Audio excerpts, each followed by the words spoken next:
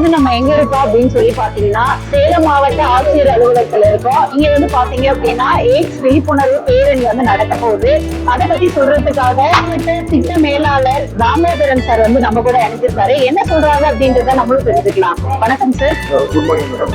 தமிழ்நாடு மாநில எய்ட்ஸ் கட்டுப்பாட்டு சங்க இயக்குனர் அவர்களின் வழிகாட்டுதலின்படி சேலம் மாவட்ட ஆட்சி தலைவர் அவர்களின் ஒப்புதலின்படி உலக எய்ட்ஸ் தினம் வந்து இன்று வந்து சேலம் மாவட்டத்தில் மாவட்ட ஆட்சியரகத்தில் வந்து அனுசரிக்கப்படுகிறது.